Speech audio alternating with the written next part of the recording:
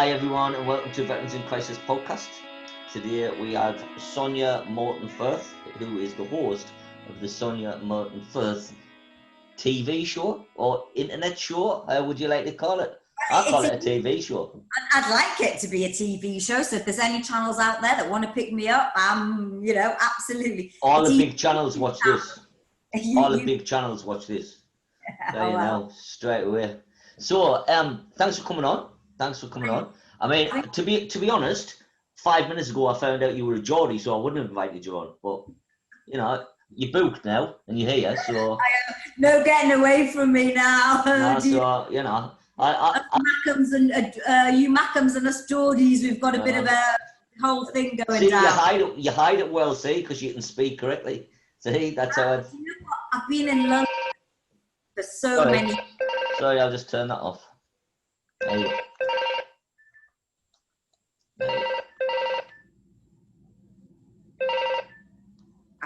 There you go. Sorry. I put mine under a pillow, so you can't hear it because sometimes I'm gonna put it in the sink full of water. Yeah. Right. Sorry. So I'm just going to get rid of this phone.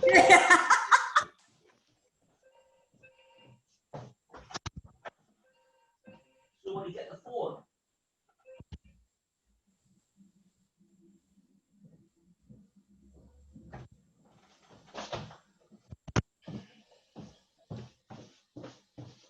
Hello, and welcome back.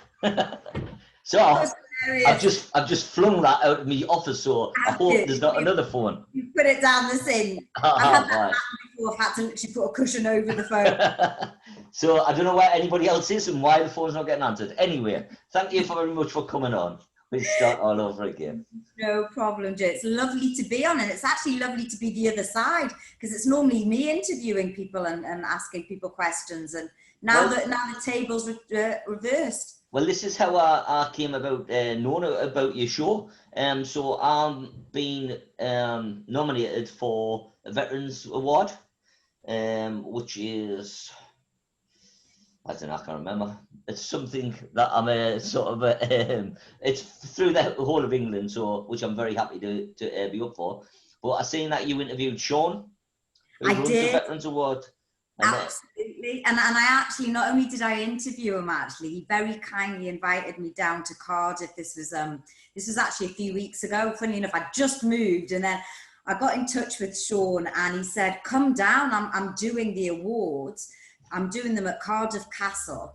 I'd love you to come and present." So I was there, and I was presenting the awards to the veterans, and it was really amazing, and I loved it. It was great to meet Sean. Sean and I, were in conversation a lot over. Well, we have been ever since. He's a great guy, and basically he's put together the Veteran Awards, which goes, well, it's not just England, it's Wales, Scotland. So it's all the different locations that you've got. But of course, this year, because of COVID, are we allowed to say that horrible word? Because of COVID, he normally puts on a black tie event, and he was unable to do that in this time. But it was so well done. He had the veterans coming in, and it was all, properly done with the restrictions. I was giving out the certificate. We all had our distance, and the veterans loved it. It was still a day out, and I think that's really important now. Well, I was really looking forward to it, because I'm up for the Role Model Award, and it was meant to be in October in Solihull, but that got cancelled. But it's been put back to April, so hopefully it'll be on in April. Well, I'll definitely see you there, because I'm going to be there. So yes, definitely. All right. Well, you might be handing me an award. I might. Well, you never know. Let's hope it can be a really nice event. I mean, who knows what's going to happen. I mean, the caliber of people I met when I was down there, it's amazing, So it's nice just to be sort of nominated in the same sort of bracket as them, Well, you're doing absolutely amazing work. I mean, I made this. So Vix is a community interest company, and I only started it by myself in January 2018. So, and then COVID's been 7 months? Yeah, exactly. So, now we have a 4-story building. I don't own it yet. Like, I'm in the process of buying it. Wow. So we have. And the building itself, are you actually, do you look after vets there? I mean, I Yeah, know yeah. you. So we have downstairs is a drop in that veterans can come day, night, knock around, watch Netflix, wash the clothes, have a shower, have something to eat. The next floor is an emergency apartment for up to a family of 4. The next floor is a therapy centre where we do all different kinds of therapies and counselling. And the top floor is a podcast studio. That's fun. That's brilliant. I mean, It's good. you've done, and that's in the space of a couple of years. That's brilliant. I mean, I surround myself with good people. I mean, I think that's the key, you know. I might have started, but I think, and the thing as well that I built it as a community interest company for the community, so everything's for the people of Sunderland. So I only to work here you have to have been a client, so you're a client and a volunteer, then part time, then full time. If you work in any kind of admin job, you have to be a relative of a veteran, so veterans' families, and everyone's got to be from Sunderland. And we only spend money on businesses in Sunderland. So which is keeping it local. Yeah, and the people like the fact of that. So you won't entertain a Geordie then? Well, like you're on now, aren't you, boy? I only knew 5 minutes ago, so I'm not giving you a job. So I mean, people like the fact that if you to us, what we do if you give me £10, right, I would give that £10 away. So we have 2 different bank accounts. We have a bank account that if we get funding, that goes into that bank account, and that's for rent or wages or whatever. And the other money, if any fundraising, anything like that, goes in another bank account, and we can give it all away. Because I work for a charity, and they only give like something like 10 pence of a pound to the clients. And I wanted to give everything to the clients, because people in the Northeast, you know yourself, you work hard. If you give somebody £10, you expect that £10 to go to the clients.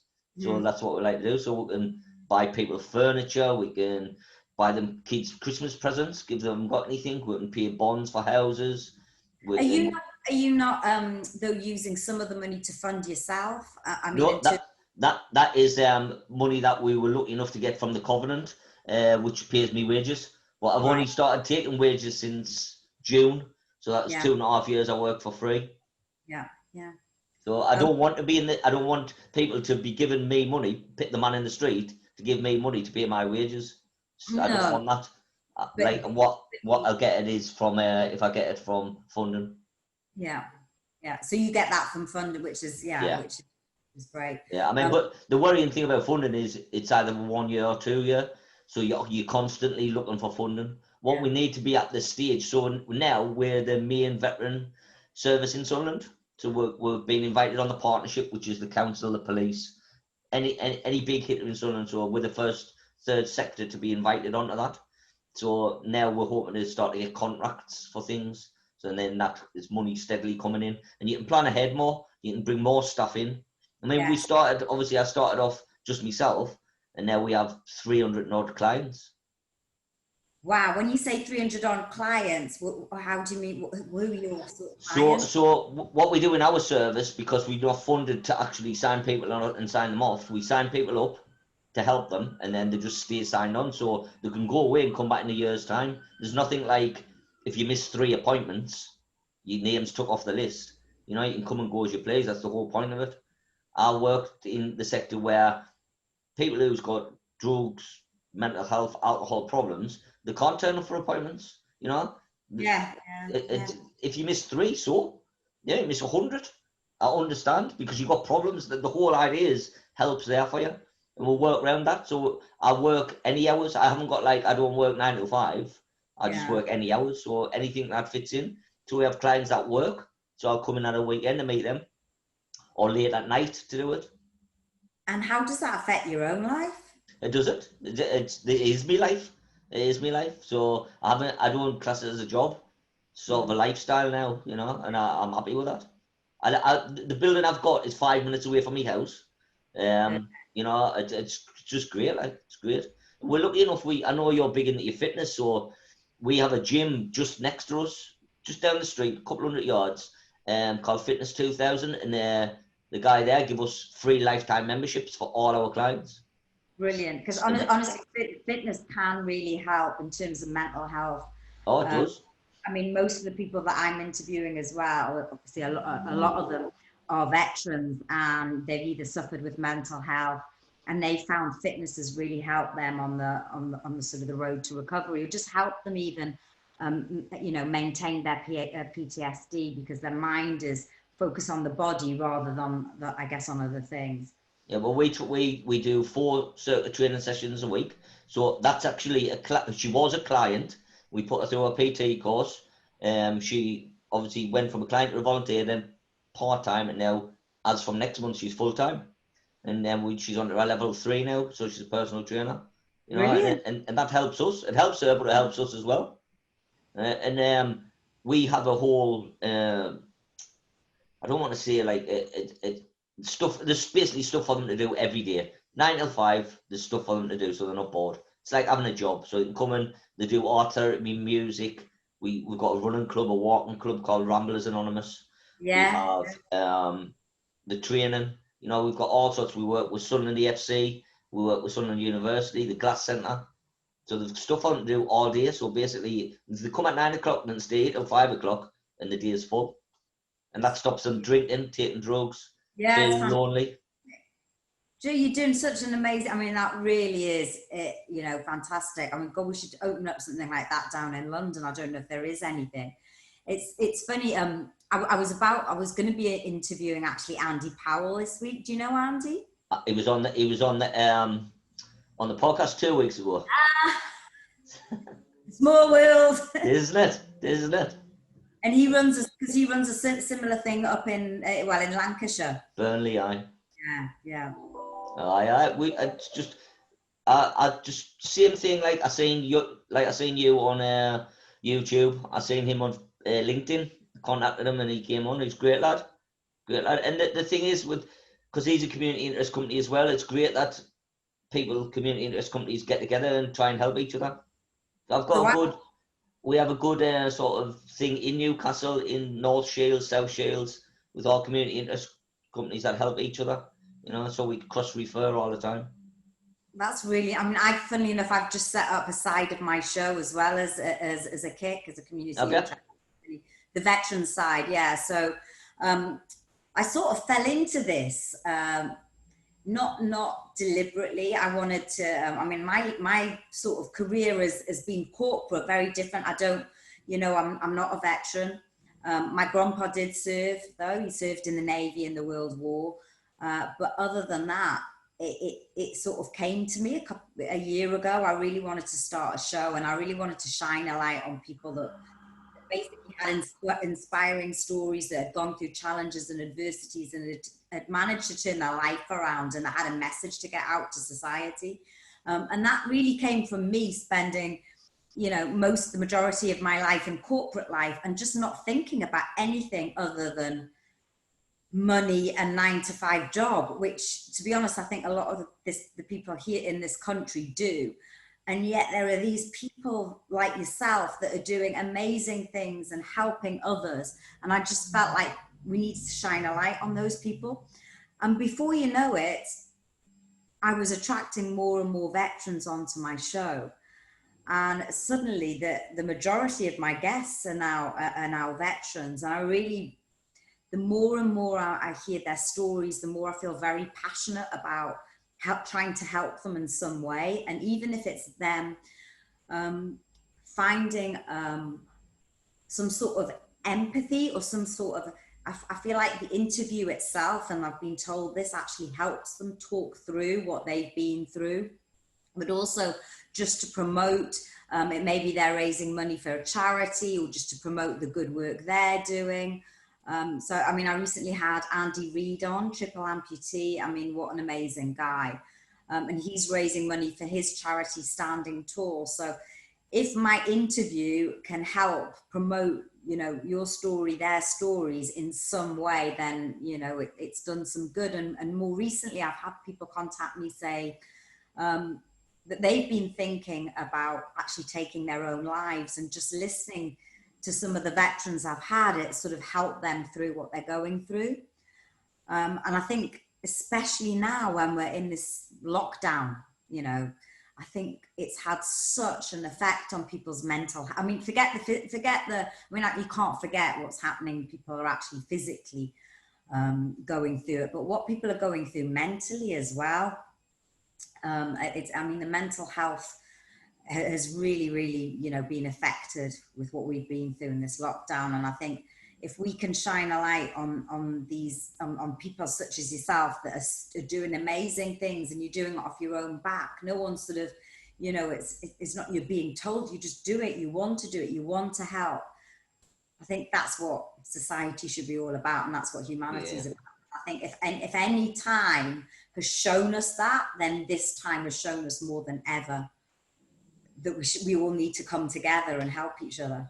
Definitely. I think we realised early on in the sort of lockdown period that the community had helped us so much that we would just help the community. So I've been volunteering for the COVID centre, so I've been dropping all our medicines off and the PPE and stuff like that, and the local community, we've been dropping food parcels and stuff, people who are not veterans, just people who kind of get out, and I think the one thing that has came out of this is community spirit. Yeah, absolutely. I can only speak for Sunderland, so obviously because I'm nowhere else, but the community spirit in Sunderland is amazing, absolutely amazing. I mean, it has been like that in London. I live in it's a lovely part of London. It's Richmond, and the community spirits, certainly with the first lockdown, was amazing. People were all, rallying around. There were Facebook groups, neighborhoods watching out for each other, delivering shopping. And I actually focused my show in that period on people that were stepping up, like ordinary people that were just stepping up and trying to help others, and frontline workers as well. And I'm not quite sure how it's gone, because what I felt with this second wave of lockdown is there's a lot of fear, and the fear seems to be producing a lot of like anger and bitterness. I don't know if you're feeling that there. I am feeling that. Yeah. I think you're getting a lot more people grassing people up as well. Yes. To be quite honest, and I don't know why. It's ridiculous. I was talking to my dad the other day. My dad lives up in Newcastle, and my auntie, whose birthday it is, so I know she's not watching it, but happy birthday, auntie. She will be, man. She'll be watching it. And she's bedbound. She can't move from her home because of her age, etc. My dad's been going round to look after her. She hasn't got anybody else, and he's scared that the neighbours will grass him up. I mean, that's terrible. She can't get out. She's got no one to look after her, and my dad's doing it, is the only person. It's like, I think the message at the beginning was we're all in it together, and now it's just grass your neighbour up for whatever. But yet, like, your neighbour, I seen something where it said, well, the government won't be coming around helping you jumpstart your car if it breaks down, or opening your blinds if you're on holiday. You know what I mean? So I don't understand. I think it's dividing people all the time. I think so. I absolutely do think so. That's what I'm feeling. There is a real sort of divide, and we shouldn't be divided. No, you should all stick together. We should be in this together. Yeah, we're all going through it, and if people are trying to get on with their lives, and we talked about the gyms before. If that's a way of people coping with this, then don't close the gyms. It's one way of people dealing with with this lockdown, and businesses are suffering, and everything else is suffering.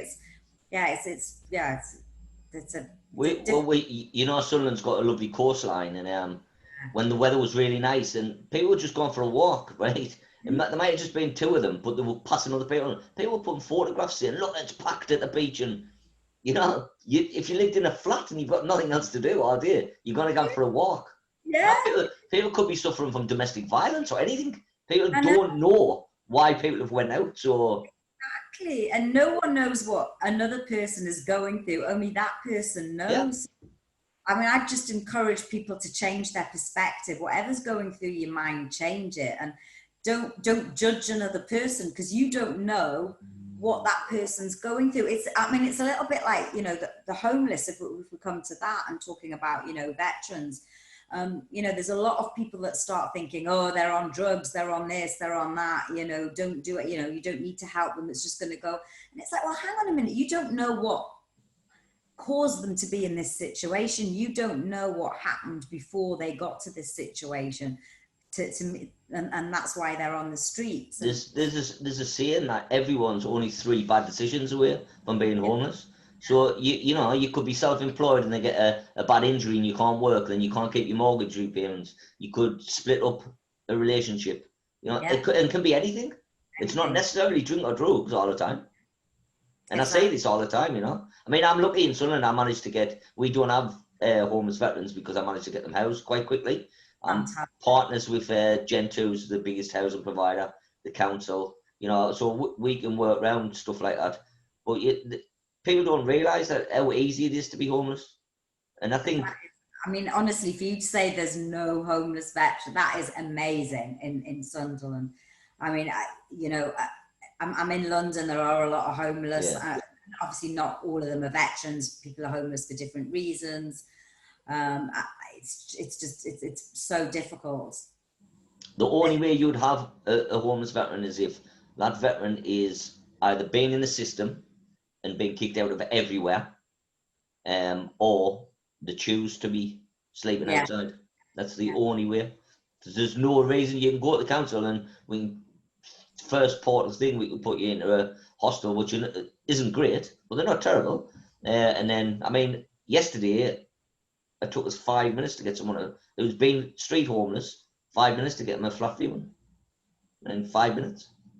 You know, so that's amazing. And maybe just sometimes they just don't know where to turn to. I mean, I've spoken to a lot of veterans, and you know, you get some that sort of say, well, you know, after you've served and you come out, it's very difficult because you're not used to civilian life, so you don't know what's out there for you. You don't know how to make the transition. There seems to be, well, it's not seems to be, I can feel there's such a community spirit within the veterans, you know, and it's lovely because I interview one veteran and they say, oh, do you know such and such? And before you know it, I'm interviewing another veteran, and it's all a real sort of, there's a camaraderie, there is a spirit, there's a community, there's a sense of identity there.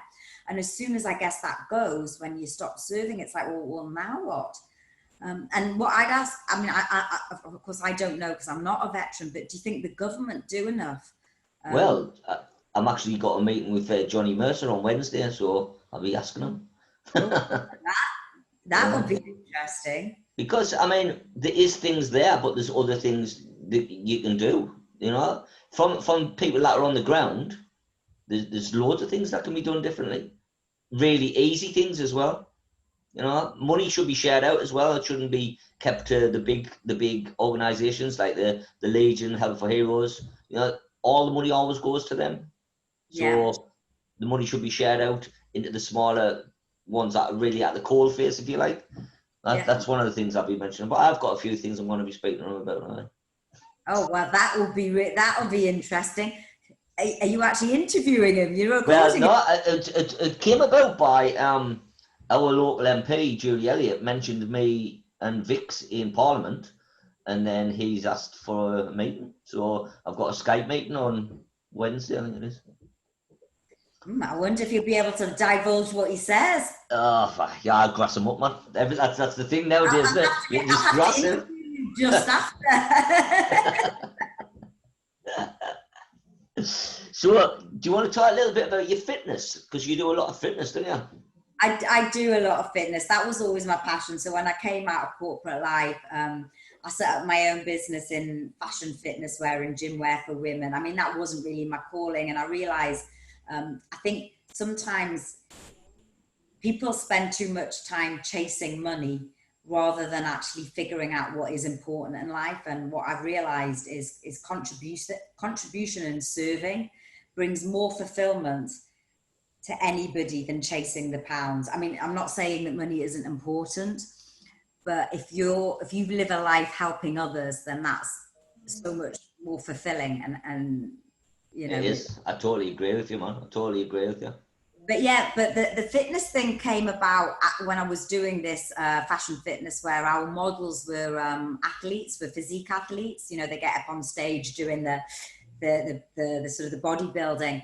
I just thought, wow, they look amazing. I wonder if I can do that. And someone said, yeah, you should give it a shot. So I did. I trained for my first show, and I did another show.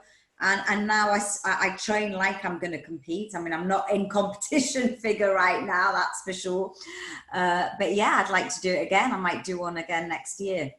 But I just love what it does to me mentally. I mean, I lift weights and I find there's a strength.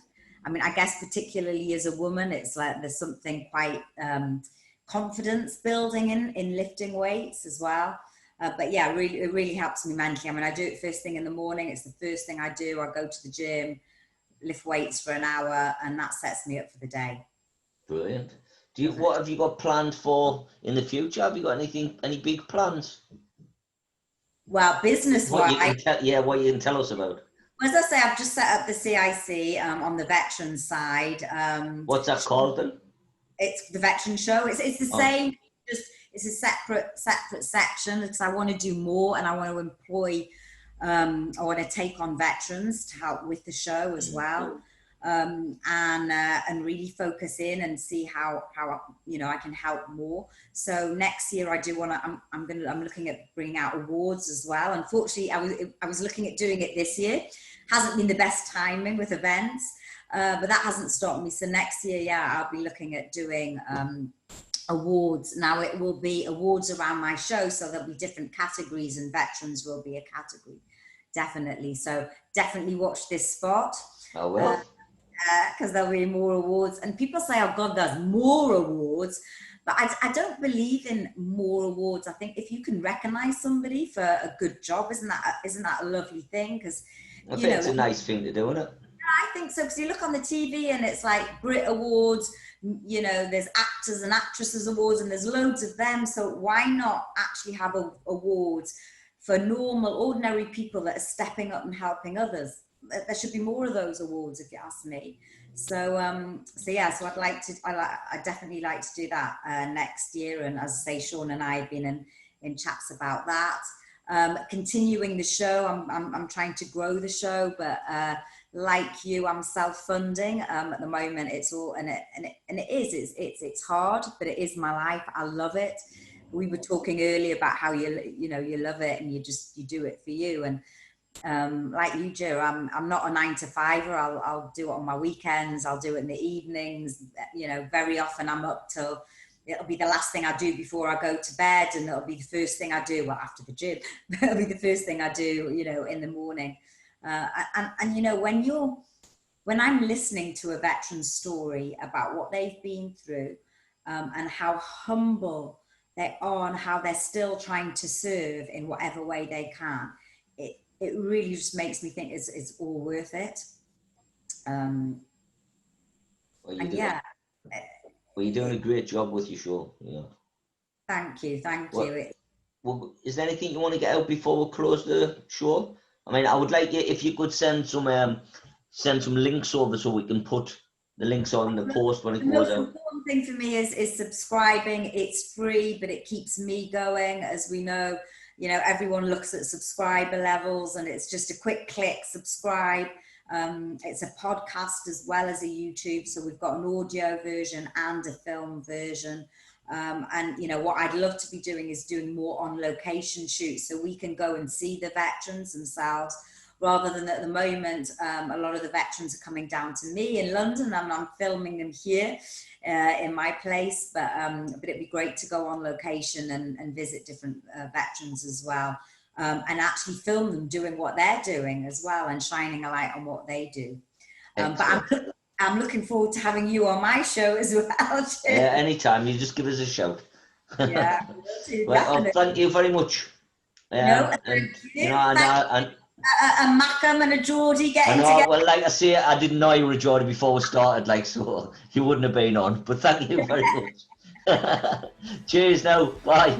Thank you. Bye. Bye.